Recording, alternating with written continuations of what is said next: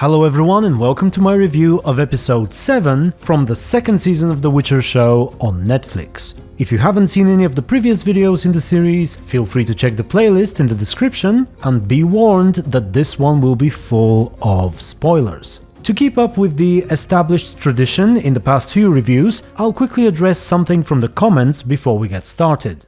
Many of you pointed out that Geralt was referring to the personification of death when he talked about the woman whom Roach shouldn't be afraid of. And this has got to be the case indeed. Now, the reason why I didn't assume so initially was because if he truly was referring to her, then that would have been a reference to previous events and entire themes in the books which were specifically changed or removed from the show. Such a scene would have worked beautifully in the books, but if you don't have the Sword of Destiny story, for example, in Season 1, and more importantly, the proper Sodden Memorial sequence at the start of Season 2, yes, you can still get a good emotional scene, and I liked it quite a lot, but as they say, something more is missing. Now, if you recall, one of the first things I complained about in my review of episode 1 from this season was precisely the removal of the original Sodden Memorial scene. It was an incredibly powerful moment in the books. We had Geralt's pain and despair in the face of death, who he thought had claimed Yennefer, and then the proper reunion between him and Ciri, which neatly tied the themes of death and destiny and love and whatnot. And it was good stuff. Old man Sapkowski was onto something when he wrote these things. And it's a shame they decided to not have any of it on Netflix. I even half-jokingly said that when Henry Cavil made that peculiar face at one point, he was perhaps trying to invoke some of the emotional turmoil which Geralt was going through in the original scenes. And it turns out I may not have been far away from the truth, because some of you said that the death scene of Roach was originally not intended to be this way, but it was in fact Henry Cavil who insisted on these lines. And the more I think about it, the more I'm willing to believe it. It really feels like it doesn't fit the rest of the script. And if it is true, then I suppose it's a shame he didn't have more creative control over the show, because he seems to be on the right track. Alright, and with that out of the way, let's get into the actual episode. It seems Ciri's portal led her and Yennefer to the place where she felt safe, but it's not Kaer Morhen. Instead, it's the house of the people who sheltered her at Sodden. Sadly, they have been killed by the... Then, Yennefer pulls quite the deception on Ciri. She saw that Geralt dealt with the Firefucker and his companions, but instead, she leads Ciri into believing that Nilfgaard was behind it all, and that they have likely captured Geralt and are holding him in Cintra, trying to extract information about Ciri. Of course, that is also where the Deathless mother resides, so the two of them head in that direction. But wait a moment, when Yennefer said the magic words in earlier episodes, she apparently teleported to the Deathless Mother instantly. So why do they have to travel to her now? I suppose it's only those who have made a pact with her who can teleport to her, but Yennefer refused the pact initially, didn't she?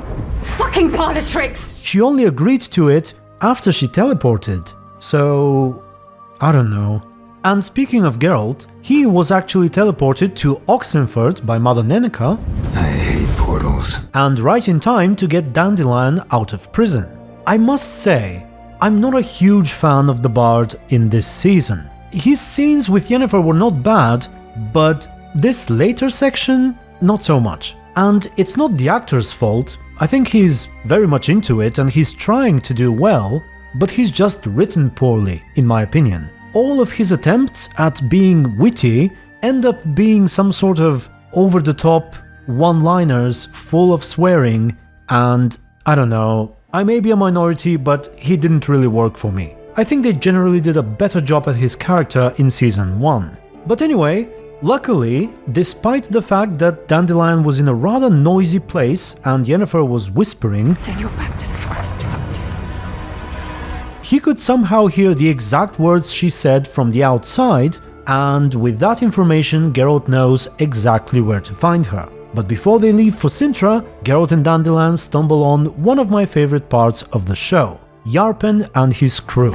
Put your weapons down, numpty arseholes. Probably the first character in Season 2 so far whose swearing actually fits him. And it's not just that, there is something genuine about Yarpen that seems to be missing in many other characters. I don't know if the actor is simply good, or if it's the fact that he doesn't wear contact lenses. Normally I tell you to shit twice and die.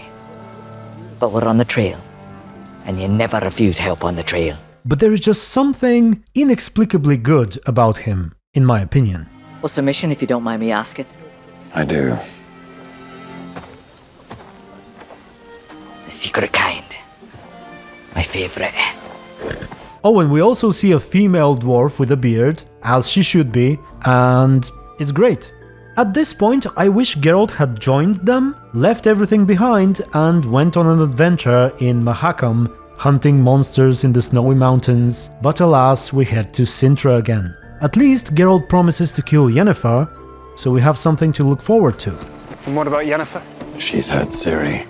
I just have to kill her. Oh, no, obviously we're going to kill her. We're definitely going to kill her. I just haven't found... Speaking of Yennefer, she and Ciri attempt to magically fix a bridge. I must say, I like the concept of the powerless Yennefer trying to teach Ciri magic. I think it's something that can work to develop the bond between them, but sadly, Ciri doesn't have any patience for it and she opts for the fuck spell instead.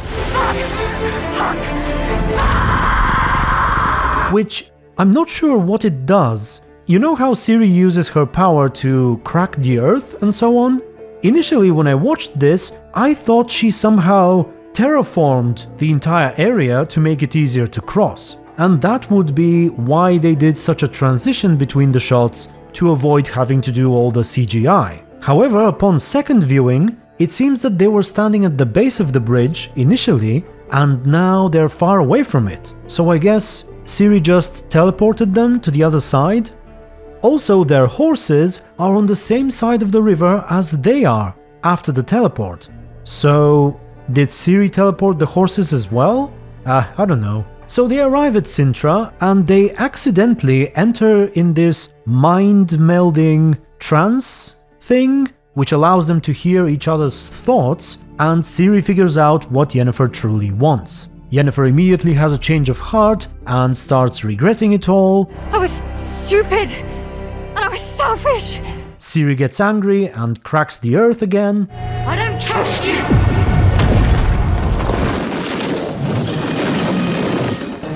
Nilfgaard notices, but suddenly Geralt and company show up. And we have to talk about geography again. I've got a couple of potential problems here. First off, Geralt and Yarpen were shown traveling relatively slowly, while Ciri and Yennefer were in a hurry. Additionally, the starting point of the two ladies was a lot closer to Cintra. They are traveling from around Sodden Hill, while Geralt began his journey at Oxenford, right? I assume that's where Dandelion was held, unless I'm missing something. So how did they arrive at the same time despite these differences?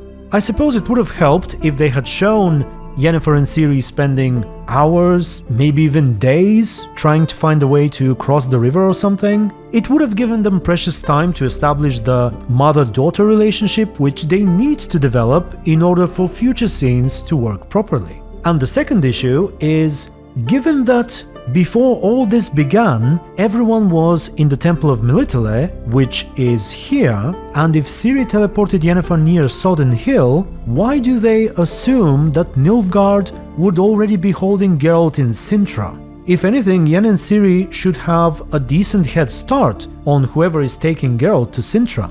Well, given Rience's ability to be everywhere he wants, he could have just teleported everyone to Cintra, I guess. Didn't have the time nor strength left to open a portal myself.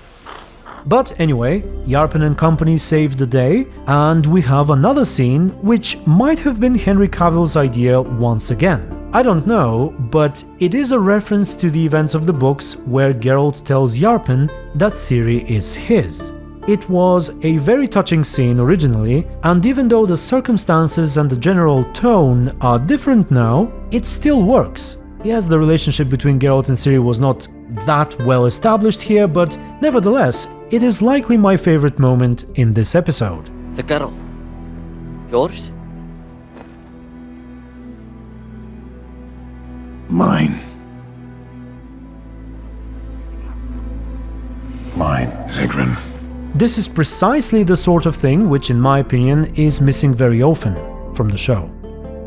Okay, what do we talk about next? How about the Aretuza stuff? Not too much to talk about here, I guess. Vilgefortz is ploughing Tissaia. It seems Triss was right to call him their daddy in Season 1. Is Vilgefortz to be our new daddy? And he clearly wants to get close to her because she has the trust of both Triss and Yennefer, who may have some information about Ciri. I need to know everything about the girl. Now. Now, I think it would have been better if they had not revealed Vilgefortz as a bad guy in Season 1. That way, there would have been more suspense, and we may have actually believed that he truly loves Tissaia and so on. That new position of authority doesn't change the fact that I love you. Especially given the fact that they basically show nothing going on between them. I wouldn't ask you to if it wasn't necessary!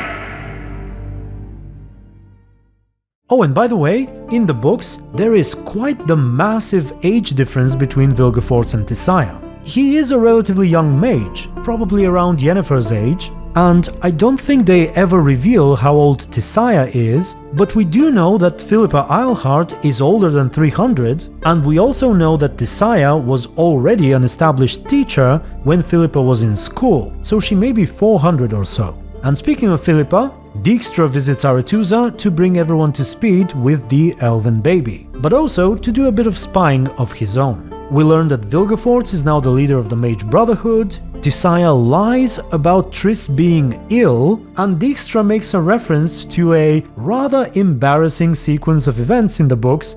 I was certain that they will remove them from the show, and they did, so I guess this little reference here is all we get. Also, Dijkstra, like Yarpen, is one of my favorite performances in the show. He's not terribly book accurate, but he's quite good nevertheless. We see him reporting to Vizimir as well, and they talk about their goal being to destabilize the continent. Their goal was initially to take Cintra. Perhaps they want to overtake everything? I guess it remains to be seen. Oh, and I was going to talk about Philippa, so here's the thing. What exactly is her role in this? She appears to be the mage advisor to Vizimir, but we've never seen her in Aretuza so far. In fact, her name has not been mentioned even once by any other mage in the entire show. So, what's the deal with her? Are we to assume that because she mostly stays in owl form, therefore the others don't even know of her existence? Or at least they don't know where she currently is? In the books, her ability to polymorph was, well, I wouldn't say common knowledge, but if Dandelion knew about it, I doubt it was a big secret. And she was a high-standing member in the Mage Conclave, but clearly something has changed on Netflix.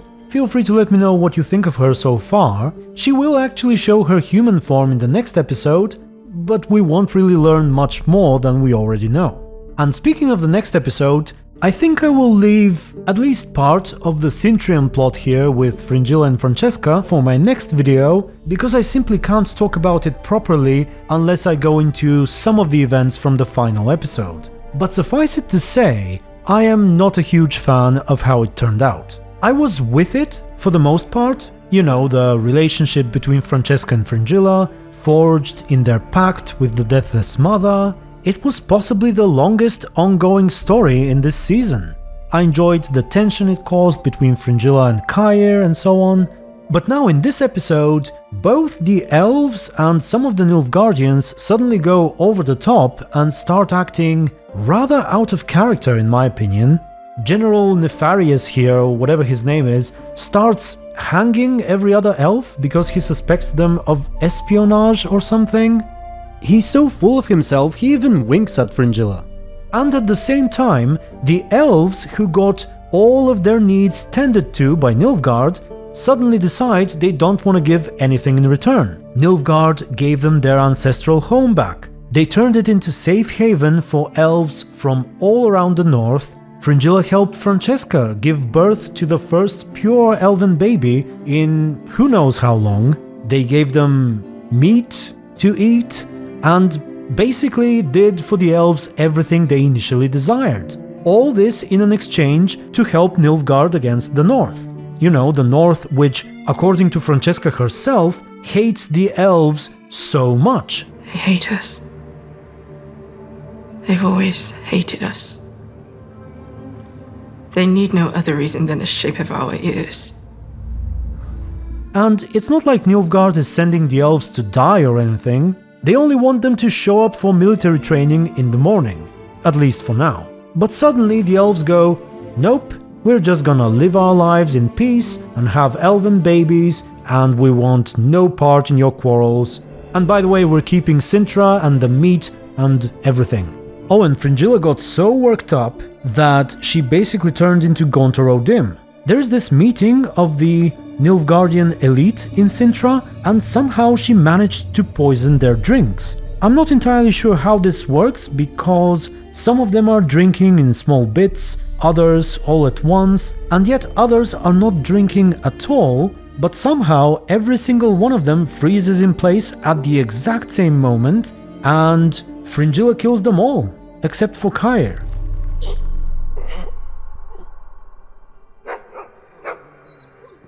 She starts by sticking something into General Grievous's eye, possibly revenge for that cheeky wink earlier, and she did similar things to the others. Now, why did she do all this? Well, as I said, she was quite worked up. On one hand, Francesca sort of turned away from her. This guy was mean, and she went to meet her uncle, and that didn't really go well, so it's partly that. There are those who are obsessed with finding power, and there are those who know their place. You know which one you are, thank gods. You wouldn't have come back here if you didn't. She also claims that they were trying to overthrow her or something, and I'm not sure who is supposed to be in charge here and whether or not their opinion of Fringilla will affect Emir's judgment at all, but I think ultimately Netflix is trying to make it seem as though her actions were fueled by the pact with the Deathless Mother. Because more or less at the same time, someone murders Francesca's child. And all that pain and mayhem that takes place around the two sorceresses is enough to fill up the Deathless Mother's cup of evil and set her free. Unfortunately, that happens right under the noses of Geralt and Yennefer, who had just phased into her dimension to try and kill her. She's gone. Sadly, they fail at that, and the demon immediately possesses Ciri. Honestly, I feel sorry for the poor girl. I mean, just think about it. Verena tried to rip her throat out, Eskel was mean to her, Lambert and Cohen made her clean their toilets, Vesemir tried to kill her, Triss helped him, and then she ratted her out to Tissaia. Geralt used her as mutated Chernobog bait. Rience tried to kill her, Yennefer was about to sacrifice her to regain her power, and now this. At least I will try to not sell her out in this episode. And we're pretty much done. Is there anything else I haven't talked about? Oh, there was the scene where Lidia finally gets her face destroyed. But unlike the books, it happens while she's trying to use Ciri's blood to track her down, I think. Honestly, the best part of this scene is how intrigued Rience appeared at the sight of her face getting destroyed.